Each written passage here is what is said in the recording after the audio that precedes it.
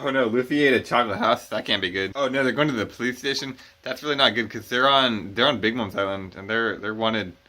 They're wanted pirates and they're wanted by Big Mom. So I mean, that really cannot be good. Oh dang, the owner of the chocolate house they just got here too. And things really went from bad to worse. Oh, you know what? She looks familiar though. I don't know. Maybe and she doesn't seem to be too mad. Let's see what happens. Let's see what happens next page. Oh, she hired them. Okay, that makes sense. I was wondering. I was wondering how they got there from the ship anyway. Oh, it's Pudding. Oh, so yeah, okay, that makes sense. Sanji's fiance hired Luffy to eat her chocolate house. I'm okay. Oh, wait a minute. That doesn't make any sense at all. Wait a minute. So she covered them? So she must know who they are, right? Yeah, I wonder who that girl is for saving them. She's so nice. She's so cool. Honestly, she deserves a happy ending. I hope Ramirez goes fine, no issues. Okay, so by the end of the chapter, we know she doesn't know who Luffy is, but she's a nice chef. She seems like a cool character. Obviously, it would be nice if she was on. Maybe she'd be Luffy's new chef. Maybe that'd be cool. But wow, what would Sanji do then? Because I mean, they're trying to say does he just stay with the Big Mom pirates? Guys, at first I was critical of Pudding's character and completely based on I didn't know her at all. I was just being critical for no reason. From the first time I saw her, Sanji liked her. She looked like a cool character. Okay, fine.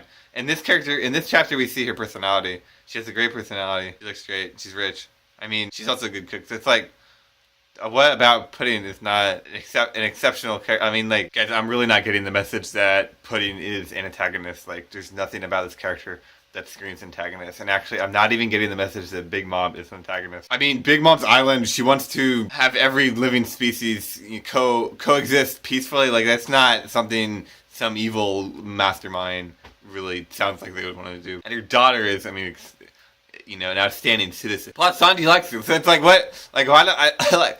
Why not? The marriage seems, honestly, it seems like a good idea. Like, why not have it to go together? The only thing that the marriage can, disrupts is Luffy's pirate crew. So it's solely his selfishness that this goes against. And I guess possibly Sanji, should make his own decision. Maybe Luffy's. For that reason, I actually think there's more going on. I think Kaido doesn't want this marriage to go through. I think a lot of the Vinsmoke family, Germa 66, we met them last chapter. I don't think they want to go through. Because again, I said it last chapter, there's political stuff going on behind the scenes that, it's people say one thing and then they mean another thing. Also, guys, there are scans, there are pictures everywhere of Pudding with a third eye. It was a panel shown a very long time ago, and I cannot find this panel. I wish I could. If anybody knows, hit me up with that, because the thing is, I'm pretty sure Pudding has a third eye under her hair, which, I mean, besides this being some sort of, the weird art style that Oda goes with, there might be a religious meaning behind that, or maybe some sort of all-encompassing, all-knowing. Maybe Lady Charlotte Pudding is a sightseer. Another thing is, I don't think Luffy is going to try to start this marriage anywhere, because the thing is, I mean, he met Pudding. Well, okay, no, I think Luffy will, right? Because, I mean, that's Luffy's nature. But he met Pudding. She's a nice character. She saved him. They owe her. Characters like Nami, I mean,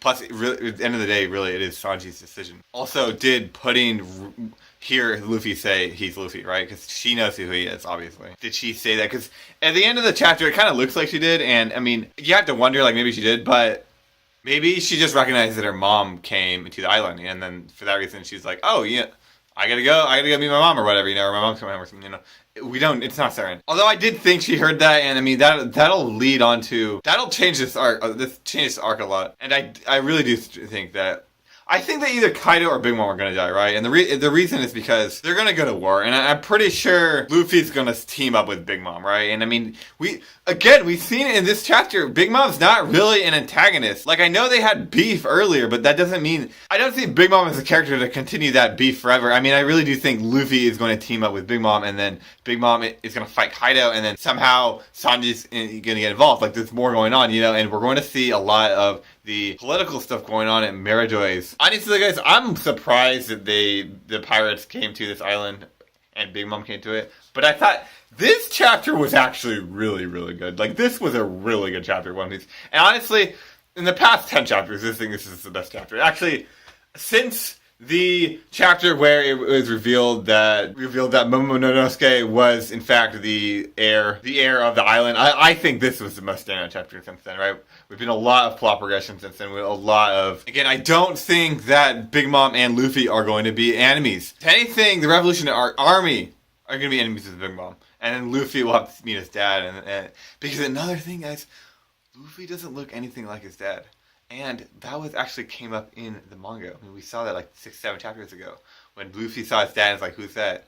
You know, and someone mentioned, you know, that doesn't really look like your dad. Plus, I actually did find this in this chapter. I actually did find, like, you guys know I don't like Brook. Okay, I really do not like Brook's character. I just wish he never picked him up. But I realized why Oda put Brook in this series and why he's kept him around. It's because he's super old, right? We don't actually know how old he is, but he's super fucking old. And so the thing is with his characters, he knows a lot more than everybody else, especially if you go back into history. And this arc is all about bloodlines, royalty, family, you know, heirs and stuff, that kind of stuff. So Brook knows a lot more than everyone else in this chapter. And I missed it, but I was watching another reviewer and he said something along the lines of when Brook mentioned the German 66 and he explained to Nami who the German 66 were, they were like, oh, that's cool. He's like, yeah, I just happen to know them because I'm old.